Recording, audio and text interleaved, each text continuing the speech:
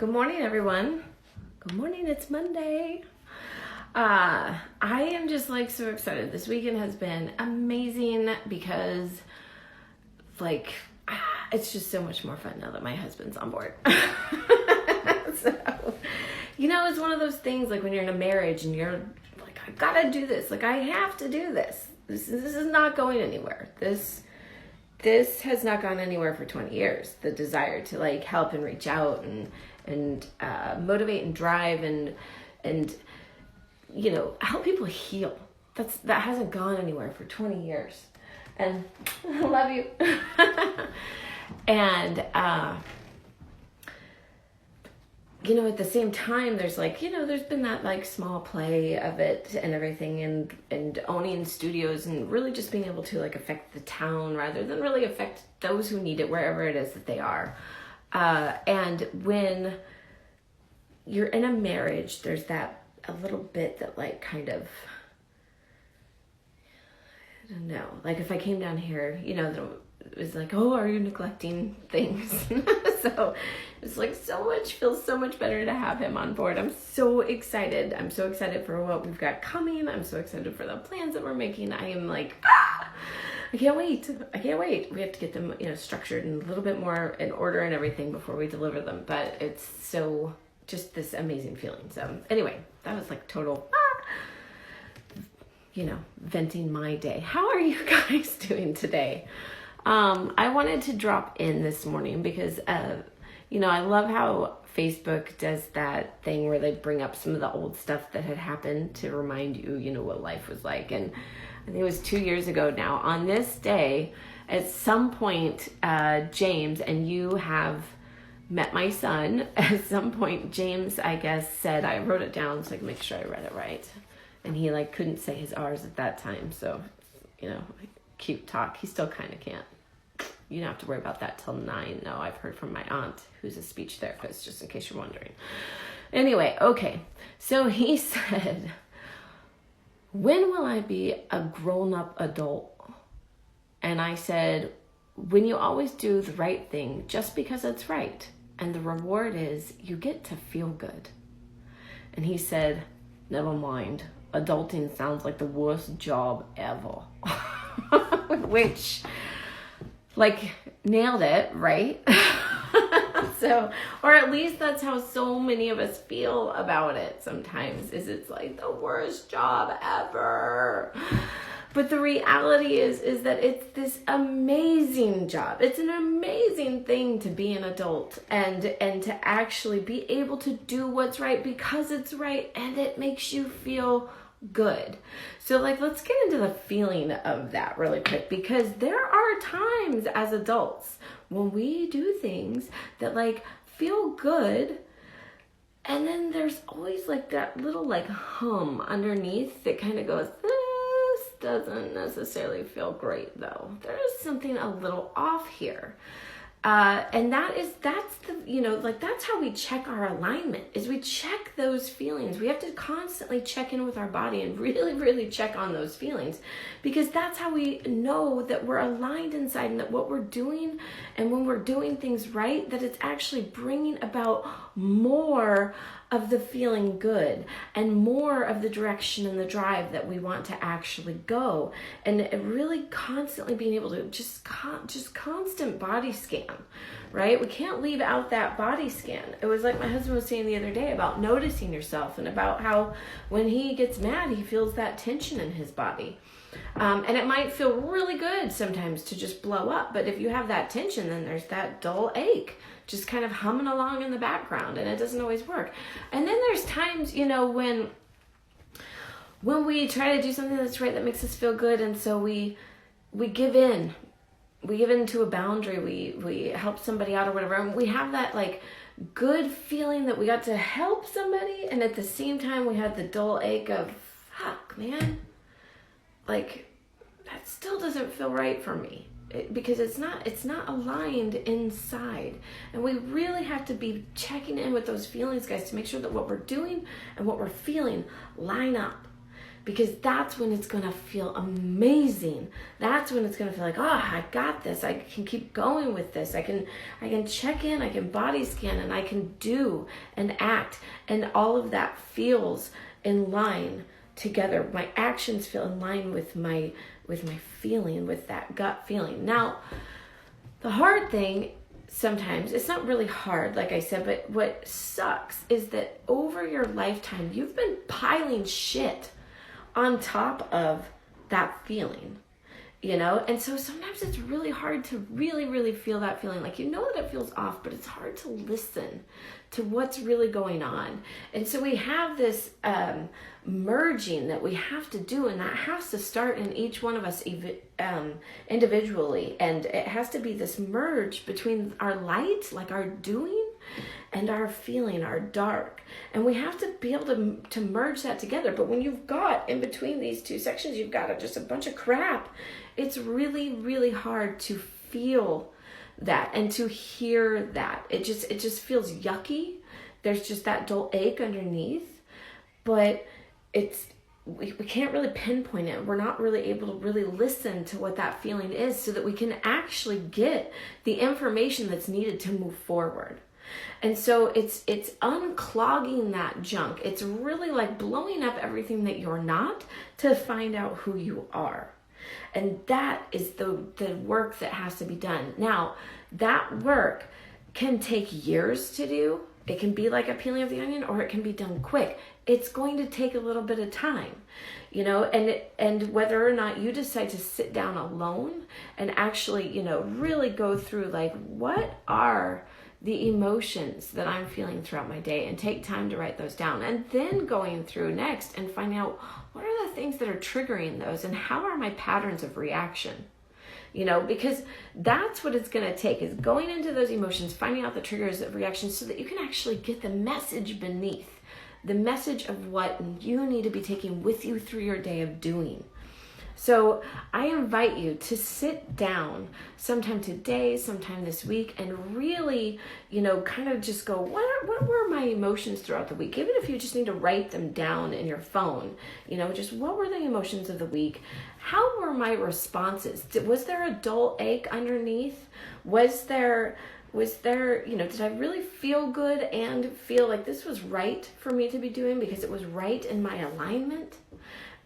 Or was it a little bit off? And then if it was off, you know, what were the triggers? Like, what happened that made me recognize it was off? And then from there, you know, kind of going, oh, what were the patterns that I had after that? Did I react? Did I rage out? Did I respond? Did I hold back? Did I play small? You know, like, find out, like, what were the responses that you provided afterward. And from there, once we can clear out those two, that's like clearing out that junk, right? Once we can clear those two, then we can kind of start to get to the message. However, there are times, you know, when we haven't cleared a lot of that past crap.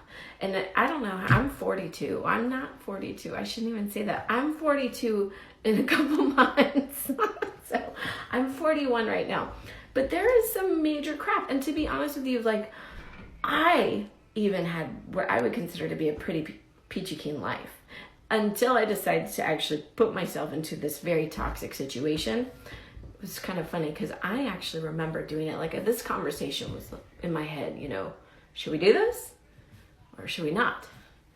It could kill her, but it could really help people if she figured her way out of it. Like, and then, you know, kind of like just looking at me like, what are you going to do? And I went for it.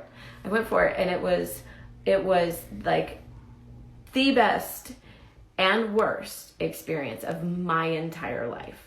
I have never felt more toxic, more shameful, more just down, dirty, and yucky. And then this, you know, like, to the point that it was like I was ready to off myself, like, big time. Not kidding. I'll tell you my story sometime, but it was bad. But the thing is that coming out of that, like, when I really realized, like, I know the exact system. Like, before, I didn't know if my system would actually work for toxic because I had never been there. But when I went there, I was like, oh, my system works. It's like a massive, awesome system to get out of it. But the thing is that junk, what I realized was holy cow, I've lived with this junk, this pile up of just nasty stuff I lived with it for a total of like 6 months to a year. And it was bad, guys. It was really bad. I lived with there was some junk. It started in 2015. So there was some junk in 2015 to 2016. 2016 to 2017 was when it started turning into massive junk. And then 2017 was like, I gotta get the fuck out of this area. So this is not working here. But what I realized with that was that, oh my gosh, so many people are living with this constantly. So many people have been living with this forever. So many people feel so unimportant and so meaningless and so hurt and scared and small. And that is no way to live. Like, I was there, and it sucks and it hurts, and it's this just it's life-threatening. It's life-threatening. And I, that, ever since getting out of that, that is my mission, is oh my gosh, not only, Peachy Keen lives can get better, but all of the shit that you're dealing with can get massively better. And it doesn't have to take years of doing it. It doesn't have to feel like this cycle that just keeps repeating, that keeps sucking.